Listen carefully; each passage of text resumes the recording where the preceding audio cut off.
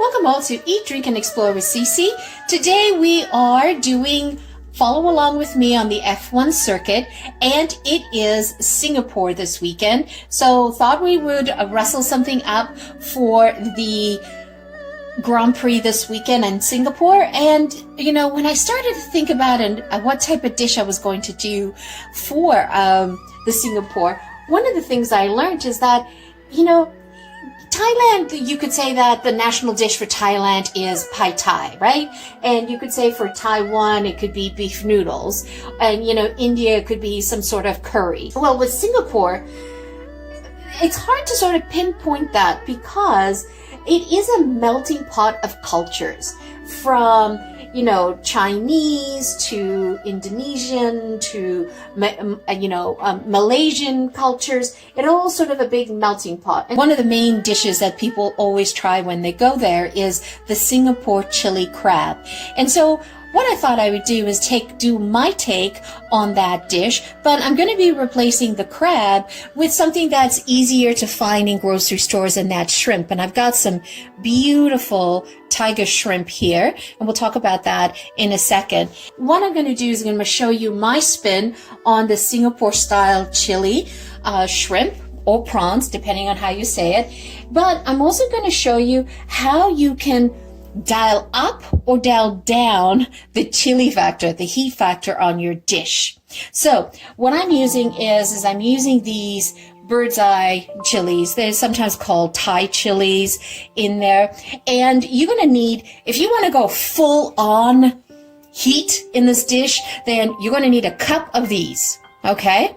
And you can decide what you want to do. So for example, what I did is I cut them all up, but I took about 3/4 of the seeds out of these chilies and left some in there. So got rid of quite a bit because the family here, some of them like heat, some of them don't, so I needed to find a balance in it. And so what I'm going to do is I'm going to take half a cup of that, and then I'm also going to replace it with half a cup of red sweet bell peppers.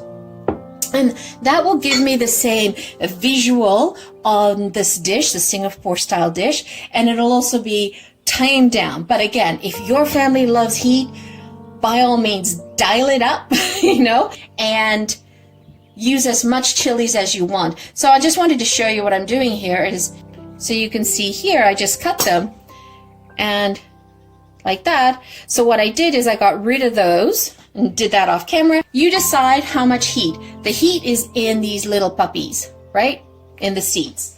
And also make sure that when you are doing this, don't touch your eyes because there is some heat and you will definitely burn your eyes. Don't touch your body, like wash your hands right away. And make sure you also get under your nails if you have long nails, because that heat sort of hides in there. There's a lot going on the board here, but don't worry, it's fairly simple. So we're going to do these in stages. So let me just quickly take you through what we need. So you need about 12 of the big shrimp like this. But again, you judge it depending on the size shrimp that you have. 8 to 12 cloves of garlic. You're going to need 3 shallots. We're just going to roughly chop that so we can put that in the fruit processor. And we're going to need the tops of a green onion. And we're going to finely slice those and add that at the top in presentation. You're going to need eggs. You're going to need at least 1 egg, but we'll judge how much we'll need. To add that really nice umami taste to the dish is I picked something up called soya bean paste. And this is the white type, but you can also pick something that's it's more of a darker color, it's brown. That's what it looks like. Now, where do you pick this up? You can pick it up at any Asian grocery store, but if you are shopping in the conventional grocery stores, I found this in in mine, I found it in the area where they sell sushi and nori. So that's the area where you have it. And sometimes you'll have it in the space where they have sort of the international section, and you get all the soya sauces and the oyster sauces. You'll sometimes find it in there. And you're going to need 2 tablespoons of ginger. And what I just quickly wanted to show you is how do you peel the ginger? That's really simple. Just take a spoon, the back of a spoon, and simply just go like that. That's how you quickly peel a ginger. I mean, you could pull out a paring knife if you wanted to. I just find that this is the quickest, fastest way of doing it. Oh, the ginger smells really good. We're going to need to make the sauce components. So we've got 1.5 cups of water, 1/4 cup of ketchup, 2 tablespoons of sugar, and 1.5 teaspoons of salt. And you need 1 to 2 tablespoons of cornstarch, depending on how much liquid you have on your dish. So what we're going to do is we're going to start this on the frying pan. We'll move over to the stove in a second, and it's important that we get this going, and this is going to take a good 10 minutes. We want to render that down really nicely, and I'm using avocado oil. I'm not using extra virgin olive oil on here. I don't want to add that flavor component. So going with avocado oil, or you could go with coconut oil. It's up to you. You need like 2 to 3 tablespoons of that.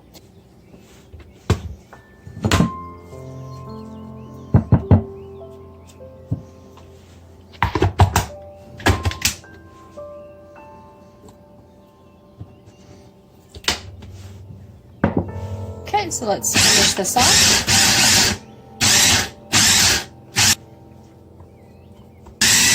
So I definitely got the texture that I was looking for. So it's not quite a paste and it's not chunky. It's in the middle. So we have enough to move this over to the stove, and we'll render this down. This dish is really, really quick to get together. I would say the thing that took me the most time was really cutting up the chilies and taking out the seeds. But if you guys enjoy the heat, then by all means just go ahead and chop it up in the food processor and go from there. Look at that beautiful color already. So I've got the stove set to medium of 4. If you find that it's burning a little bit, you can add some water.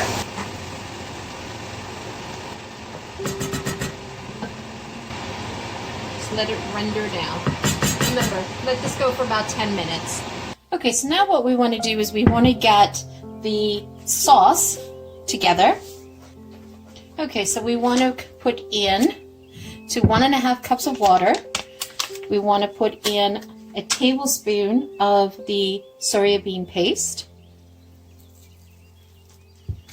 I just kind of do a dump. It's going to add a lovely umami flavor to the dish. And then we want to add in the sugar, the salt. So we're going to add in 2 tablespoons of sugar. You're going to need that with the spice. And we're going to add in 1 teaspoon of salt, and we need 1/4 cup of ketchup. Water. So we're making the broth that the shrimp is going to cook in, and that soybean paste is going to add a beautiful umami flavor to it. Now, I have used miso paste in the past. If you can't find the soybean paste. Okay, so remember we were cooking this mixture on low, so you want to turn this up to high. Then we're going to add this tomato infusion.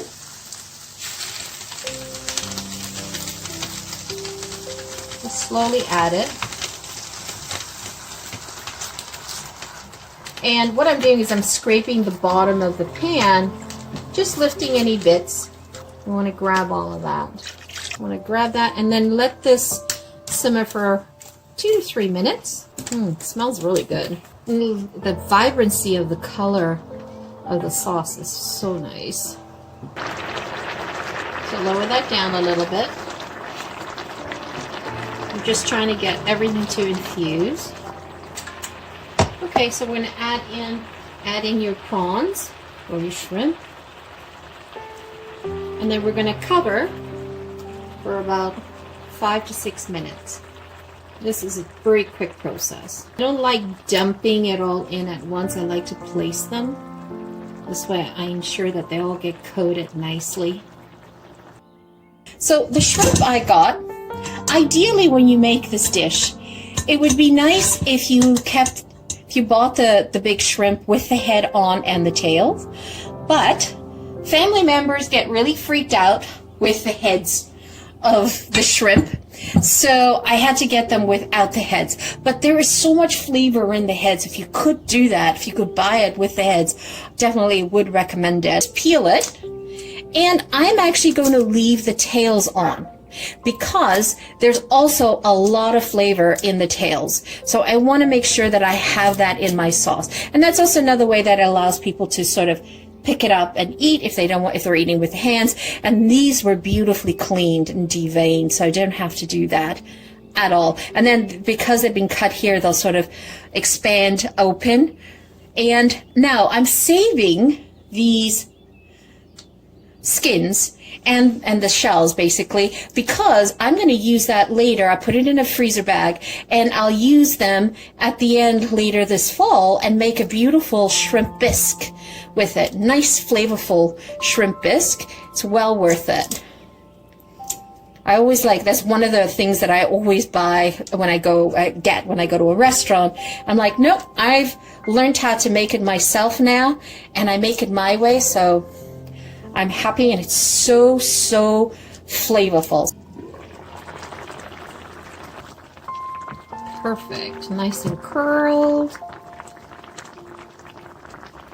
Okay, so what we're gonna do is, look how glossy the sauce is. And I'm putting the cornstarch slurry in. So I just dissolved some cornstarch, the cornstarch with a little bit of water. And that'll just give it a beautiful sheen.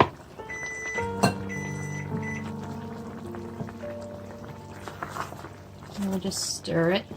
And then I'm sort of dragging the spatula at the bottom just to grab all of the chilies.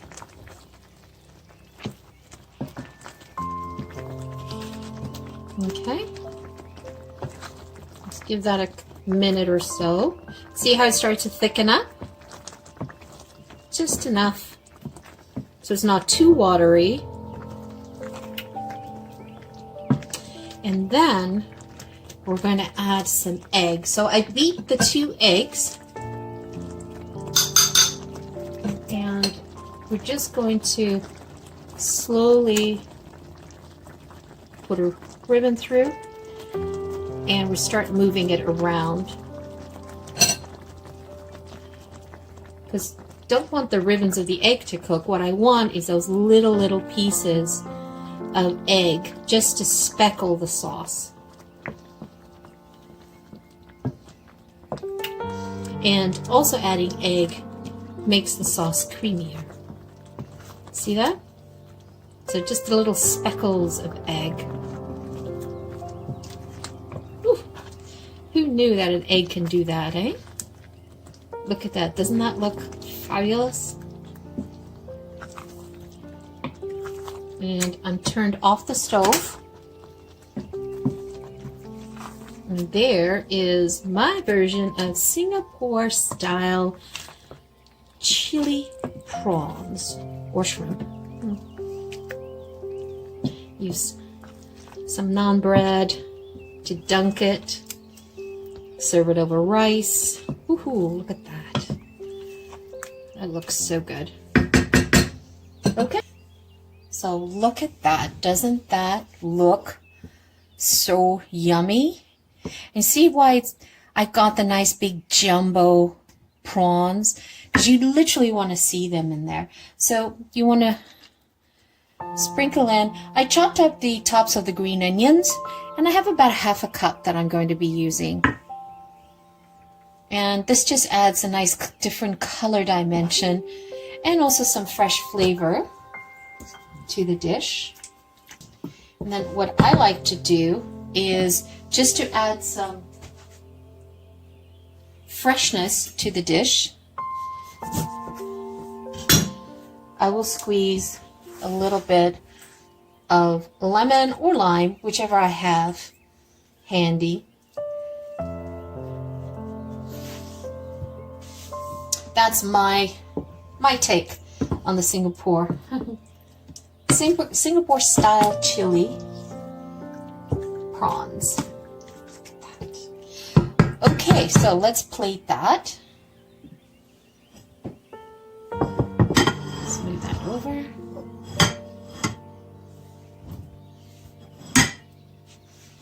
And I love to serve this in a big bowl, and then people can help. And you see how the egg is just bejeweled through the sauce. So there you have it, guys. My Singapore-style chili prawns, or shrimp, depending how you call it. And I just bejeweled it with some extra tops of the green onion, cut that on a nice diagonal. And I did use some of the greenish white part of the onion just to put it in there. And now let's go taste it. Now, I did this one half the heat on it. I took a lot of the chili seeds out, but you can decide to make it as hot or as mild as you want. So let's give this a whirl.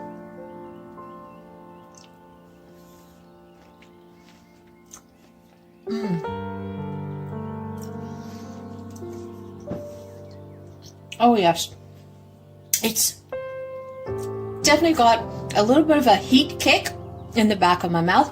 I can feel that, but it's not blowing the roof off of my mouth, because it's perfect, because I did half and half. You might even, if you don't like too spicy, you might want to do a quarter of the chilies and 3/4 of the sweet red peppers. And this sauce is thickened up so lovely. It's so dense, and it's got the eggs bejeweled through it. Oh wow, that is so good. And so I'm going to serve that on a bed of rice, and that on the side for dinner. And that's a perfect ending to the Singapore Grand Prix that's happening this weekend. And hopefully it's going to be as exciting as it was last week when they were in Azerbaijan, where Oscar Piastri got his second pole position. It was so amazing. I mean, I was riveted. I was on the edge of my seat. So super happy for him. But unfortunately, there was an incident between Perez and Carlos Sainz, and I thought they were going to have penalties. Ended up being no penalties. That's great for both of them. But Perez was so upset, because this was his track. He should have been on that pole, and it was an unfortunate racing incident. So sorry about that, Perez. So sorry. Okay, so there you guys have it. Thank you so much for joining me. It's always greatly appreciated. And for those returning champions, thank you so much for your support and your love. Always appreciated. If you're new to the channel, hit that subscribe button. Get notified when we upload the next videos. We're looking to grow this channel to more enthusiasts like yourselves, and we would really appreciate your help in getting this channel noticed by the YouTube algorithm and more people out there. Once again, thank you so much. Have a wonderful day and enjoy this wonderful Singapore-style chili prawns. And it is something that is different. It's unique. If you don't really cook it in this style, it is so quick to put together, and the flavors is just like a flavor bomb in your mouth. That's what I love about it. And my tips and tricks, definitely you want to do a zest of lemon juice on the top there, just to sort of blend everything together. There is no need to add extra salt, because that heat, that half heat or quarter heat, that's coming through, and it's quite, I don't know, it's just, I don't know how to explain it. Is that soybean paste brings that umami flavor to it that you can't quite pinpoint it, but it's so good. Once again, thanks for joining me. Have a wonderful day. Ciao for now.